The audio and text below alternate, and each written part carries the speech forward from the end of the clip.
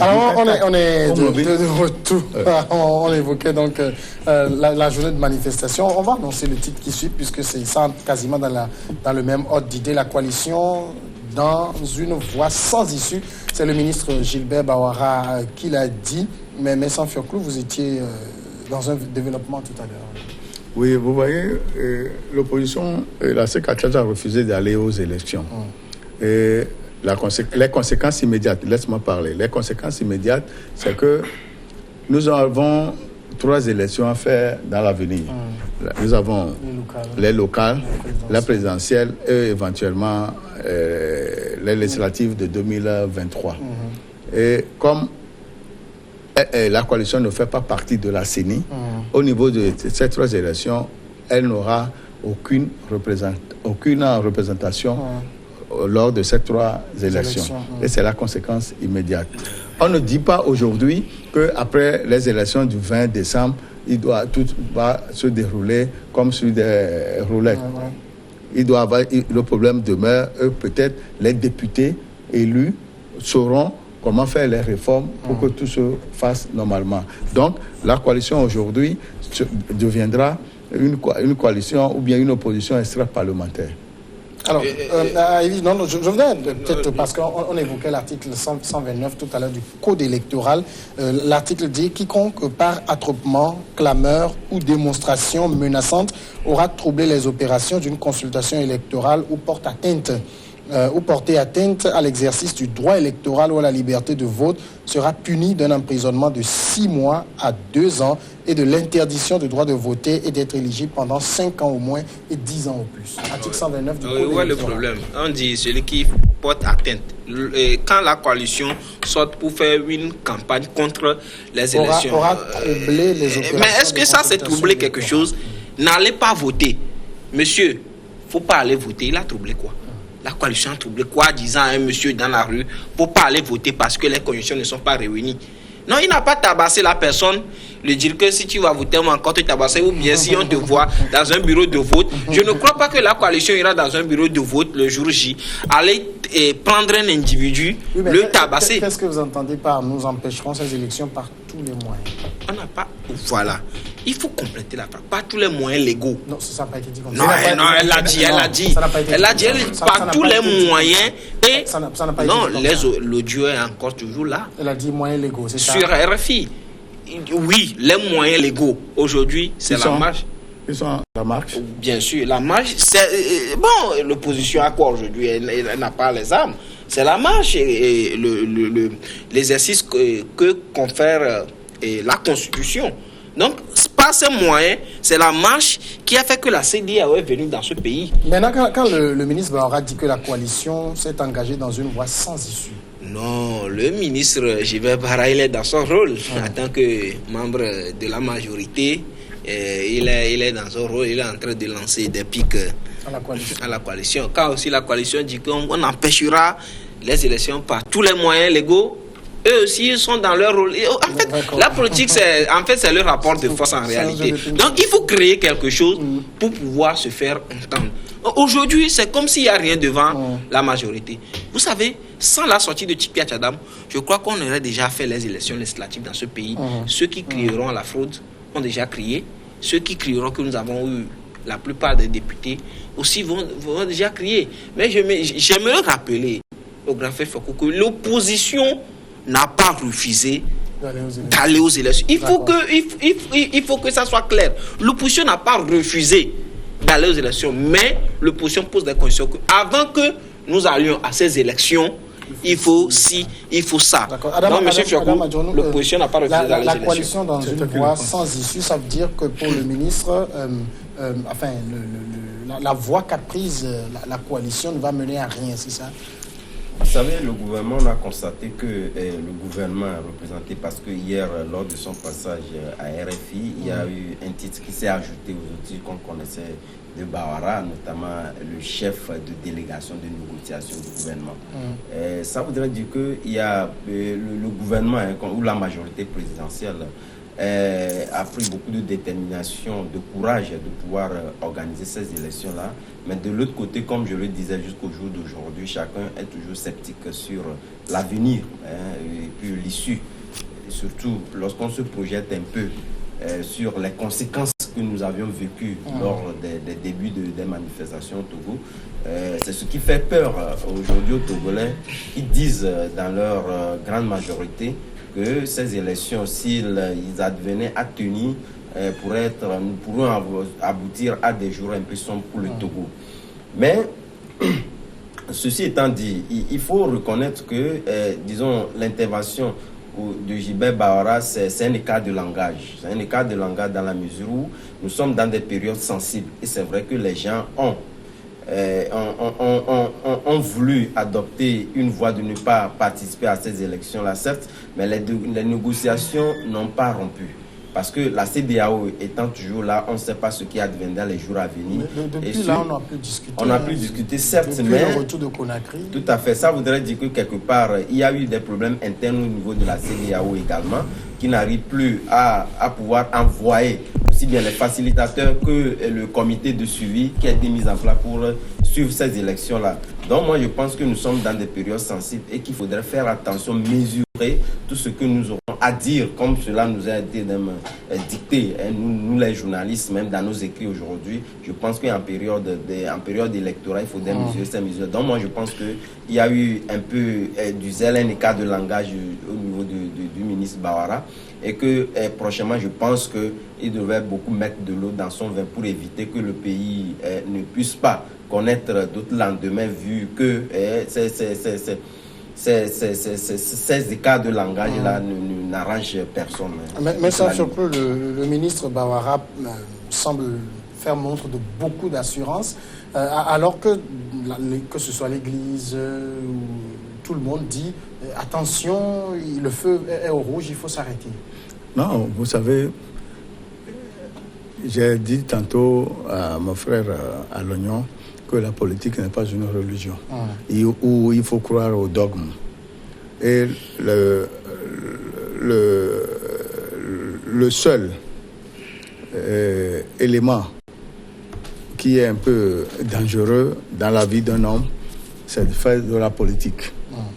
C'est pourquoi, en politique, la raison n'y est pas nécessairement.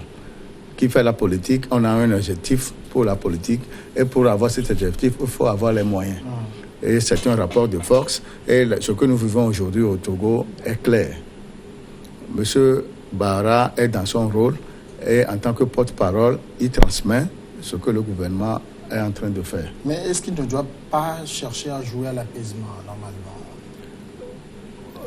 Quand les déclarations que font les leaders de la coalition sont plus tapageuses que celles de... Quand on dit on aura l'ouragan, on aura le déluge, alors que vous savez que vous n'avez pas les moyens de vos affirmations, alors que le gouvernement bénéficie de toutes les prérogatives concernant un État, l'administration, les forces de sécurité, les forces de l'ordre. C'est ça. Aujourd'hui, la légitimité et la légalité constitutionnelle du gouvernement est toujours confirmée. Nous ne sommes pas en guerre, nous sommes en crise. Il y a cette différence-là qu'il faut faire. Non, bon, quand M. Frapouille dit que l'opposition n'a pas les moyens, je crois que je m'inscris en faux. Et quand on parle de ouragan, déluge, et on dit que l'opposition est dans des propos tapageux, non. On parle de déluge, c'est déluge humain. Mais écoutez, le nombre de personnes qui sera dans la rue, c'est en ces termes qu'on a parlé. Moi-même, j'y étais la fois dernière, pas nécessairement pour marcher, oui, bon, pour observer ce qui se passe. Comme je vais dans les campagnes pour voir comment... là quand tu faisais la réunion de préparation pour qu'on puisse te dire que le déluge là c'est... Mais écoutez, c'est là où j'aimerais en venir. Même le Ouro, le conseiller spécial de Tikpi Salifou à Tchadam, l'a dit que nous avions parlé de déluge, ils ont eu peur. Effectivement, le gouvernement avait eu peur quand on a parlé de déluge. Il a tremblé. Le gouvernement a vraiment tremblé. Je suis. Comment? Ce tremblement s'est fait comment? Même la CEDEAO, et c'est pourquoi ils ont fait appel à la CEDEAO pour sortir le communiqué appelant tout il est parti à l'apaisement. C'était le gouvernement qui a demandé à la CEDEAO. Bien sûr, parce qu'il avait eu peur. Oui. Donc, et c'est en ce terme où vous affirmez les choses. Non, ce que nous disons, c'est vérifié. Oui. On ne peut pas être sur une chaîne aussi internationale et raconter de n'importe quoi. Voilà. Dans les éléments de vérification, dans certains éléments. Le conseil principal du PNP disait que nous avions parlé de déluge, ils ont eu peur. Que nous parlons d'une déluge humain. Pas comment les gens interprètent, comme on parle de déluge dans la Bible, et les eaux de l'eau. Non. C'est la manière dont la population va sortir, qui va faire trembler le régime, dire que, attention, si nous n'arrêtons pas, il y a des avenirs. Et comment tu interprètes l'ouragan de Djibril Adamagbo? L'ouragan, c'est aussi le nombre de personnes. Vous savez, c'est des termes aussi rapprochés. Et vous voyez, aujourd'hui, toutes les voix s'élèvent. Arrêtez. Aucune voix ne s'est élevée pour dire que continue. Toutes les églises catholiques, tout le monde, les assemblées de Dieu, les assemblées de Dieu, ils ne parlent jamais, voilà, parce qu'ils sont acquis. Donc, voilà, les presbytériens, tout disent que arrêtez. Mais le gouvernement fonce toujours. Et vous savez, le problème d'une date au Togo, les dates ont toujours divisé les Togolais. Vous voyez, un 13 janvier, ça a toujours divisé. 27 avril. Il y a plus de 13 janvier. Oui, il y a plus de 13 janvier. Et maintenant, le 20 décembre, si nous ne votons pas le 20 décembre, qu'est-ce qui va se passer? On a fêté une fois le 20 décembre, comme quoi au Togo? Non, M. Foucault, figurez-vous, chaque 20 décembre dans ce pays maintenant, mais les Togolais vont se souvenir de chaque 20 décembre, parce que les deux dates-là n'ont pas le même sens. 20 décembre. Leur contexte social est différent. Oui, bon, il n'y a pas de souci. Maintenant, si on ne vote pas le 20 décembre, qu'est-ce qui va se passer au Togo? Le Togo n'existera plus. Mais si on vote le 20 décembre, je crois qu'il y aura du problème. Et c'est ce que nous ne souhaitons pas pour ce pays. D'accord. Surtout ce petit pays. Adam Adjornou, Ili Alognon semble dire qu'il faut changer de date. Ça, je pense que la quasi-majorité des Togolais souscrivent à cette démarche-là de pouvoir voir un glissement de calendrier et de voir la participation de la coalition à ces élections-là. Ça, c'est un souhait. Mais de l'autre, j'aimerais un peu intervenir sur les propos qu'on a entendus tout à l'heure de Gilbert Bawara. C'est vrai que je pense que lorsqu'on est membre d'un gouvernement, parce qu'il ne faut pas faire le parallèle ou, disons, une réponse à ce que l'opposition est en train de dire, parce que depuis un certain temps, nous avons constaté que le gouvernement est dans une constance et qu'il essaie de donner des réponses institutionnelles. Je pense que sur cette ligne-là, lorsqu'on est membre du gouvernement, il faut donner des réponses institutionnelles que de pouvoir se fourvoyer dans des démarches comme celles qu'on constate. Bon, j'avoue que la portion de phrase, c'est nous qui l'avons choisi, mais il a dit beaucoup plus de choses que ça. Hein. C'est nous qui avons choisi cette portion. La phrase est là, certes, la phrase est là. Il a expliqué par la suite pourquoi il dit la coalition est dans une voie. Mais tout compte fait, vous savez, l'esprit s'accroche toujours sur le mal, que tout ce que... Il peut bon dérouler un discours aussi mirobolant, soit-il, mais la phrase là viendrait donc casser tout. Et moi, je pense que c'était pas le moment opportun pour qu'on puisse quand même tenir ce genre de propos. Quand on sait que le gouvernement, depuis lors, c'est vrai qu'il essaie de faire de son mieux pour tenir ce calendrier, mais de l'autre côté aussi, il essaie aussi de pouvoir résoudre un temps sapé de certains manquements que l'opposition essaie de faire. C'est vrai que Gilbert Bawara se revendique d'un parti politique, mais de l'autre côté aussi, il faut reconnaître que nous sommes dans un pays démocratique et que par rapport à cela, l'institutionnel ne viendra pas, disons, donner des réponses, tout comme si l'opposition, parce que l'opposition, elle est dans son rôle, comme dans tous les pays d'ailleurs même, et cette provocation à l'endroit des institutions ne doit pas amener le gouvernement qui a donc l'obligation de protéger la population à pouvoir donc régenter un certain nombre de choses qui risquent de ne pas aller dans le bon sens. Mais sauf surtout maintenant, on est apparemment dans le train qui avance vers le 20 décembre. Est-ce que vous pensez qu'au lendemain du 20 décembre, on aura un pays serein? Non, mais pour le commun des mortels ou bien pour le citoyen lambda, les problèmes qui existaient ne peuvent jamais trouver de solution à travers ces élections législatives. Et c'est pourquoi j'ai dit tantôt que si ces élections sont faites le 20 décembre, après le 20 décembre, il y aura toujours des pourparlers. C'est ça. Maintenant, pourquoi ne pas attendre pour les faire de manière consensuelle?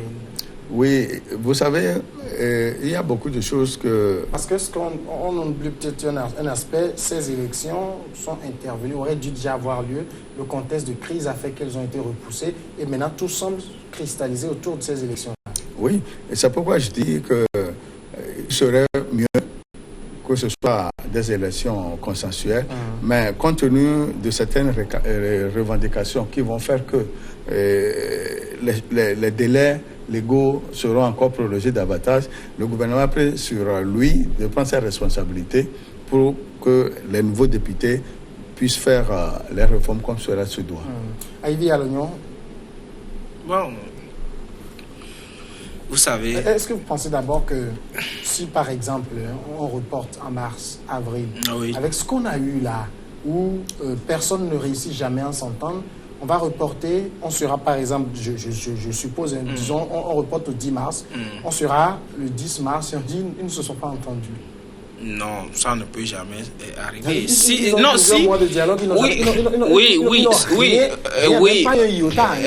Oui.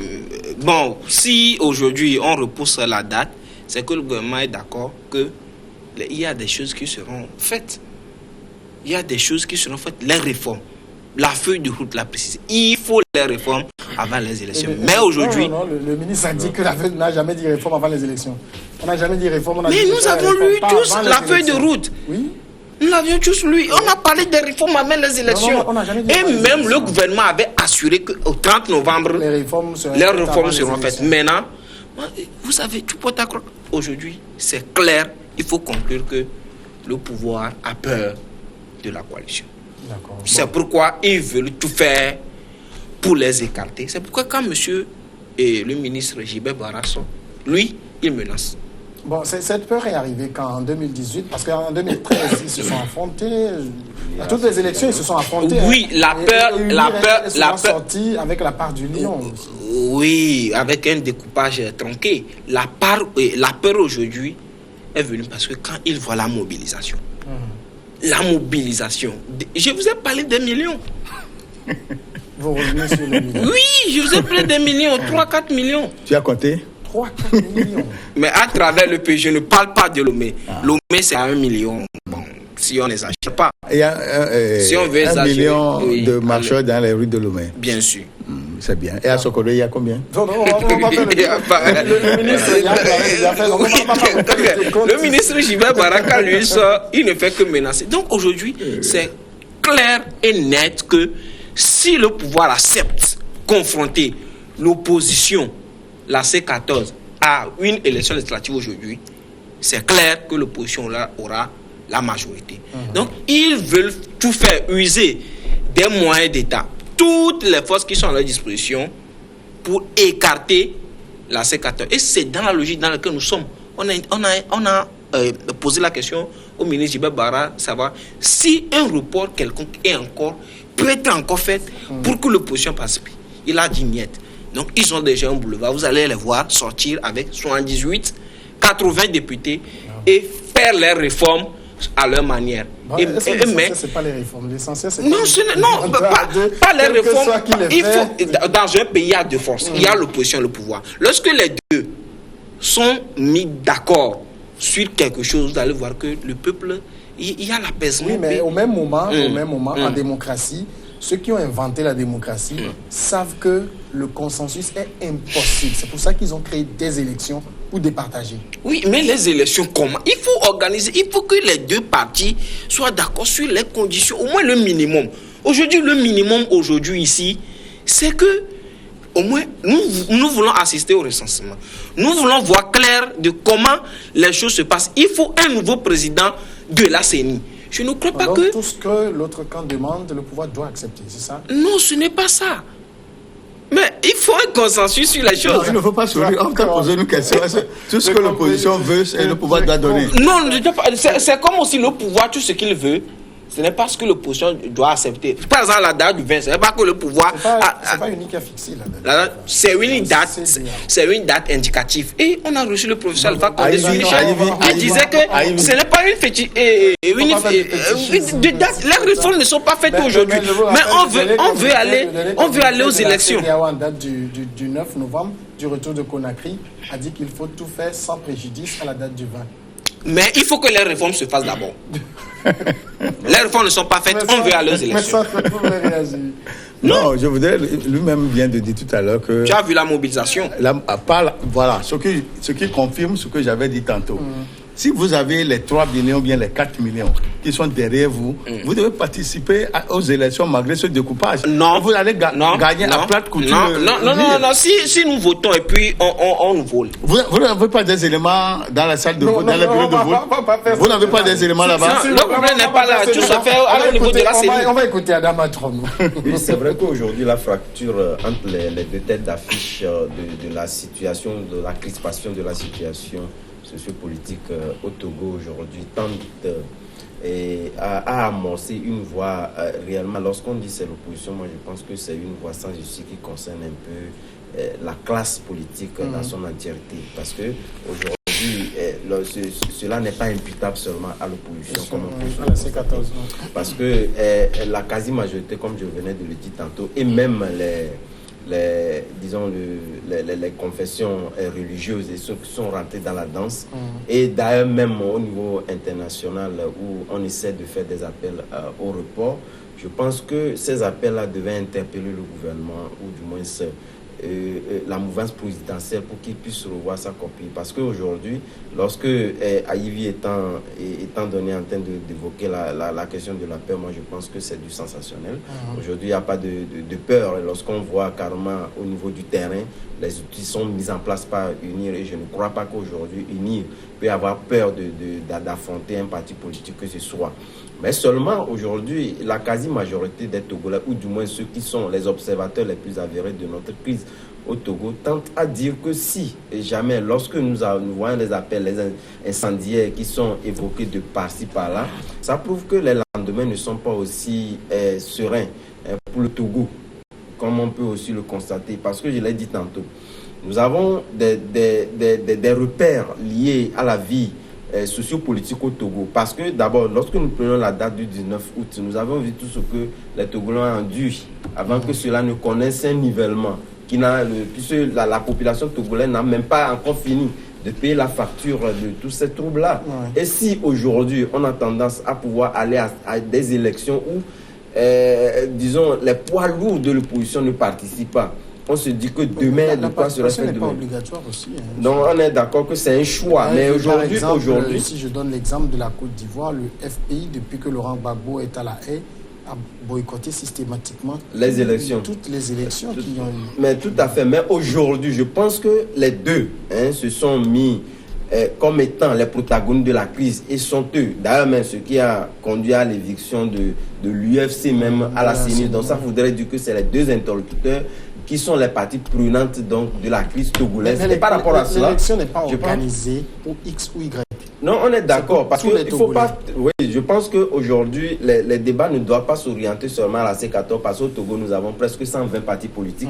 Et par rapport à ça, le reste aussi ont leur mot à dire. Lorsque nous orientons les débats, tout comme si c'est la C14 seule qui aujourd'hui représente, disons, l'opposition togolaise, je pense que c'est un faux débat. Et c'est un mauvais procès d'ailleurs même qu'on fait. Mais au-delà de tout, quand on tient compte de la crise togolaise, je pense qu'il y a deux entités qui se revendiquent donc cette crise-là. Et par rapport à cela, je pense que tout devait être orienté par rapport à ces deux-là. Et d'ailleurs, même si aujourd'hui... Même les élections, c'est ça? Les élections, parce qu'aujourd'hui, la C14 dit qu'elle ne boycotte pas les élections.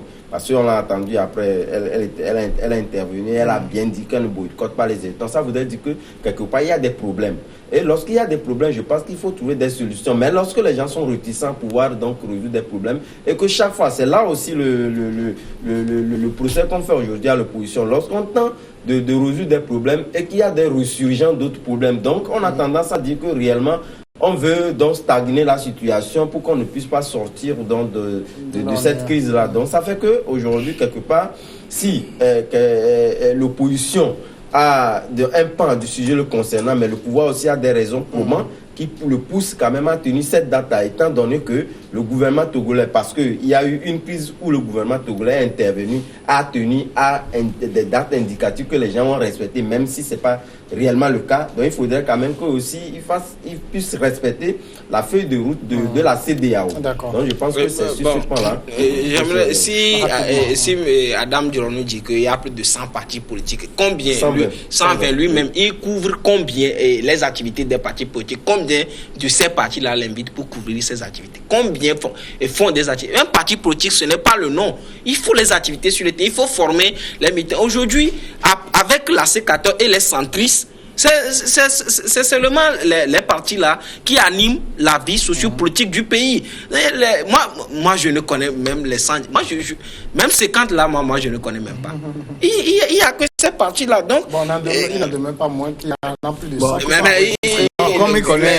À les communiquer qu'ils sortent. Oui, après, mais beaucoup, ils font quoi? D'accord, on ne va pas faire ce. C'est facile de créer un parti politique. Il faut développer son programme sur le terrain. Merci beaucoup, Adam Adjronou. Aïdi Alognon, merci à vous aussi. Mais sans Fioclo nous merci d'être passé.